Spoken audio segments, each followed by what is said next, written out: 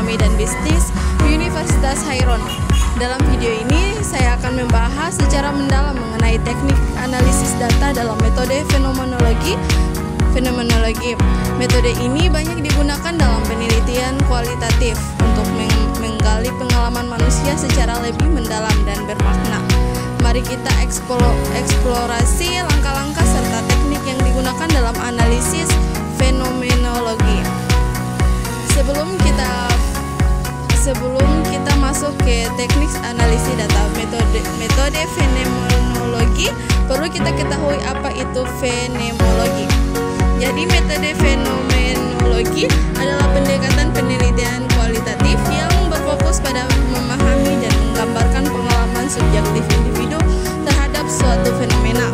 Metode ini berasal dari filsafat fenomenologi yang dikembangkan oleh Edmund Husserl dan kemudian dikembangkan lebih lanjut oleh tokoh seperti Martin Heidegger, Maurice Merleau-Ponty, dan Jean-Paul Sartre. Ciri-ciri metode fenomenologi mempelajari pengalaman individu.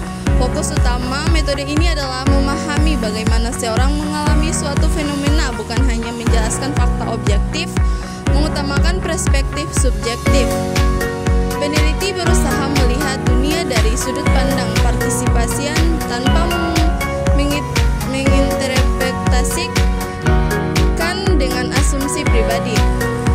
Reduksi fenomenologis, peneliti harus menggunakan atau menunda prasangka dan asumsi mereka sendiri atau epoche agar dapat memahami pengalaman sebagaimana adanya. Selanjutnya yaitu penggunaan wawancara mendalam. Data dikumpulkan melalui wawancara terbuka atau semi terstruktur untuk mengungkapkan makna pengalaman yang mendalam.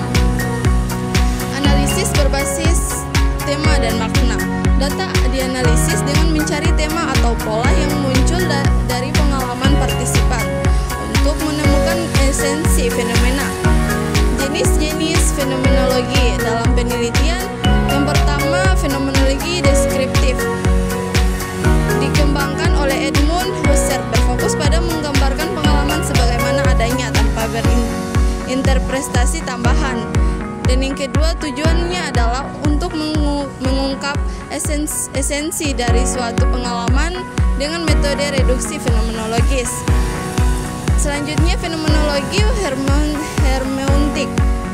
Yang pertama dikembangkan oleh Martin Heidegger, menekankan interpretasi pengalaman. Yang kedua, Heidegger percaya bahwa pengalaman manusia selalu dipengaruhi oleh konteks budaya dan sejarah. Kapan metode fenomenologi digunakan? Metode ini digunakan dalam peneliti yang ingin memahami pengalaman manusia secara mendalam, seperti yang pertama, psikologi, pengalaman trauma, kebahagiaan atau kecemasan.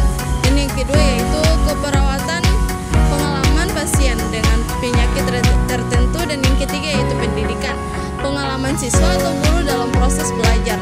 Dan yang keempat yaitu sosiologi, pengalaman kelompok sosial dalam menghadapi diskriminasi atau perubahan sosial. Dan yang kelima yaitu metode fenomenologi sangat bermanfaat dalam meneliti yang ingin menggali makna dan persepsi individu terhadap suatu fenomena tertentu. Selanjutnya yaitu teknik analisis data dalam metode fenomenologi, berfokus pada memahami pengalaman subjektif individu secara mendalam. Berikut adalah langkah-langkah utama dalam analisis fenomenologi. Yang pertama, mengumpulkan data. Data dikumpulkan melalui wawancara mendalam, observasi atau dokumen pribadi, seperti jurnal atau catatan reflektif. Dan yang kedua yaitu wawancara biasanya bersifat semi-struktur untuk memungkinkan eksplorasi pengalaman individu. Selanjutnya, mentranskripsi data. Rekaman wawancara atau catatan observasi dikonversi ke dalam bentuk teks tertulis. Transkripsi harus dilakukan secara verbatim agar tidak kehilangan makna pengalaman yang diungkap partisipan. Dan yang ketiga yaitu membaca dan memahami data. Peneliti membaca transkrip berkali-kali untuk memahami makna pengalaman dari partisipan.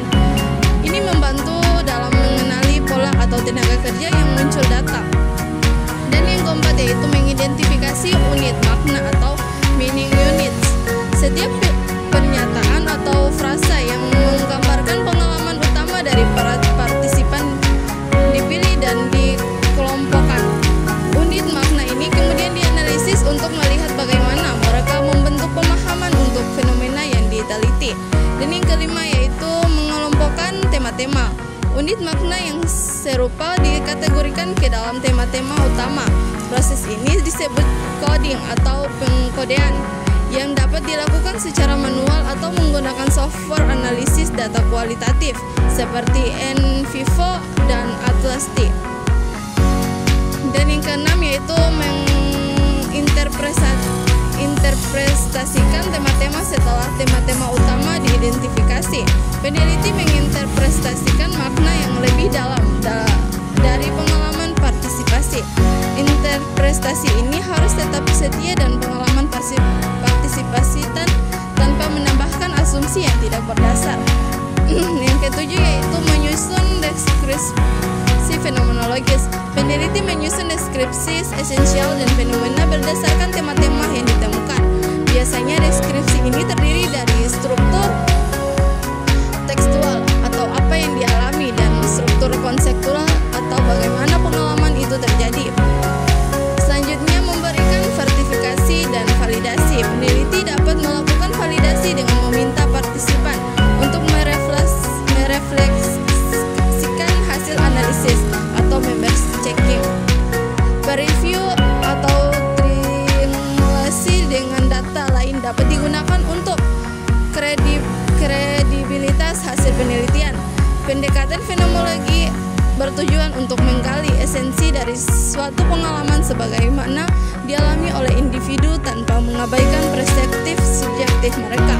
Berikut adalah lanjutan dari teknik analisis dan metode fenomenologi yang mencakup pendekatan fenomenologi, langkah-langkah analisis, dan contoh penerapannya dalam penelitian kualitatif.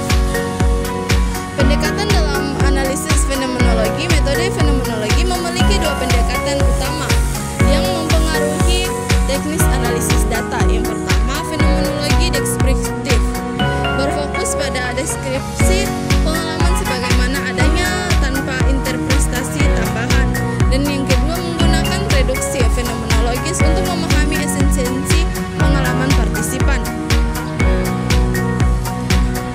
Fenomenologi hermeneutik tidak hanya mendeskripsikan tetapi juga menginterpretasikan makna pengalaman dalam konteks sosial, budaya, dan historis.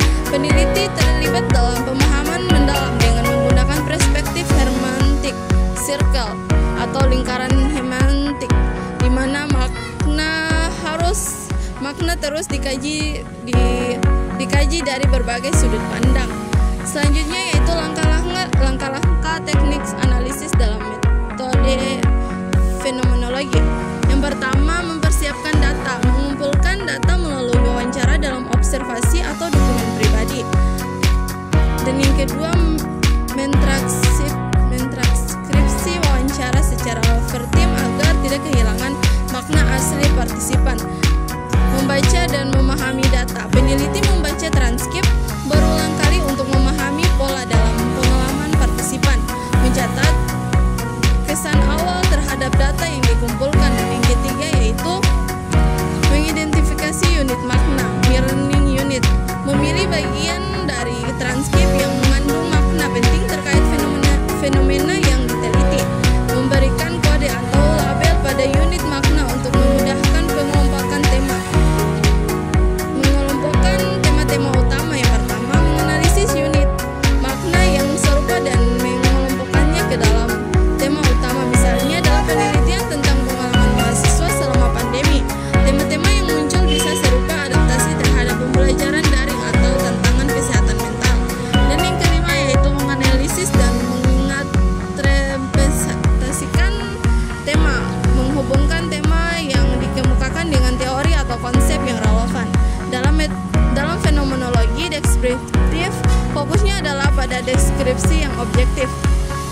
Sedangkan dalam fenomenologi hermeneutik, makna mendalam dalam konteks sosial turut diperhitungkan.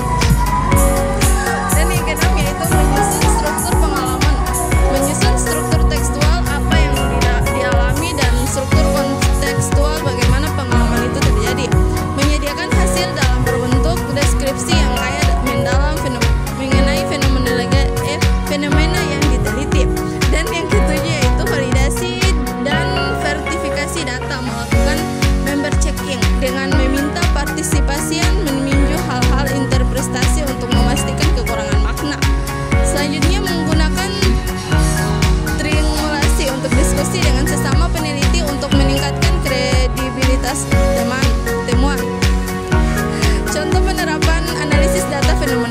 sebagai contoh dalam penelitian mengenai pengalaman perawat dalam merawat pasien COVID-19. Langkah-langkah analisis fenomenologi dapat diterapkan sebagai berikut. Yang pertama, pengumpulan data. Wawancara dengan 10 perawat yang bekerja di rumah sakit selama pandemi. Dan yang kedua, identifikasi unit makna.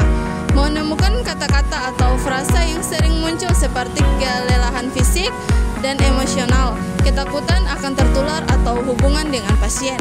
Pengelompokan tema. Mengelompokkan unit makna ke dalam tema utama seperti beban kerja yang tinggi, ketidakpastian dalam keperawatan, dan dukungan emosional dari rekan kerja. Selanjutnya yaitu interpretasi, menjelaskan bagaimana perawat menghadapi tantangan tersebut dan apa makna pengalaman tersebut bagi mereka dalam konteks profesional dan pribadi.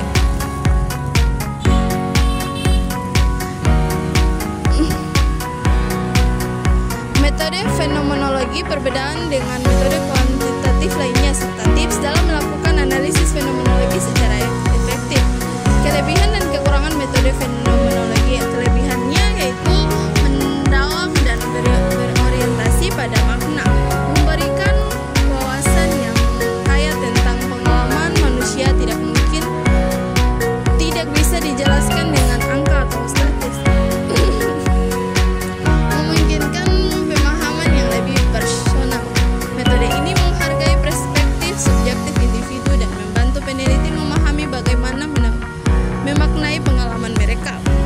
Fleksibel dalam pengumpulan data. Data dapat diperoleh dari berbagai sumber seperti wawancara, observasi, atau dokumen pribadi. Meningkatkan kesadaran konseptual. Analisis fenomenologi mempertimbangkan faktor sosial, budaya, dan emosional yang mempengaruhi pengalaman seseorang. Kekurangannya yaitu proses yang panjang dan rumit mengumpulkan dan menganalisis data. Membutuhkan waktu lama karena sifatnya yang mendalam dan detail. Tantangannya dalam interpretasi, sulit untuk tetap objektif karena penelitian ini bergantung pada pengalaman subjektif. Jika tidak hati-hati, peneliti dapat terlalu banyak memasuki interpretasi pribadinya. Selanjutnya yaitu jumlah partisipan yang terbatas. Karena peneliti fenomenologi berfokus pada eksplorasi mendalam, jumlah partisipan biasanya sedikit sehingga hasilnya mungkin tidak dapat digeneralisasi secara luas. Kesulitan dalam validasi data.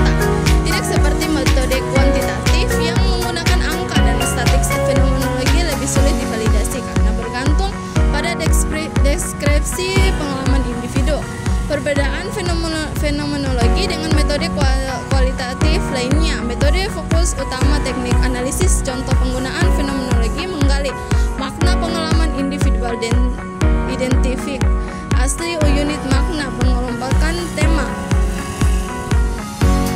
Interpretasi mendalam studi tentang pengalaman pasien kanker terhadap pengobatan etnografi, memahami budaya atau kelompok sosial, observasi, partisipasi, wawancara mendalam studi tentang kebiasaan hidup suku tertentu, studi kasus, menganalisis suatu kasus secara rinci.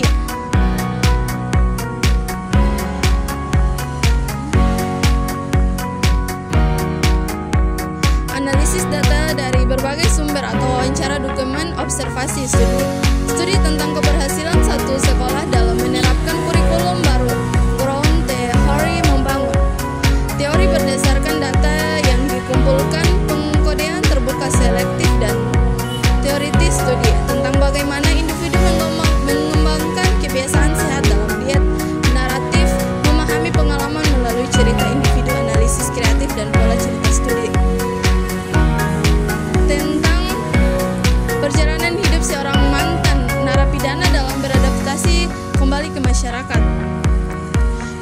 Oke, baik, itu saja yang dapat saya sampaikan dalam video kali ini. Lebih dan kurangnya saya mohon maaf. Billahi taufiq wal hidayah. Wassalamualaikum warahmatullahi wabarakatuh.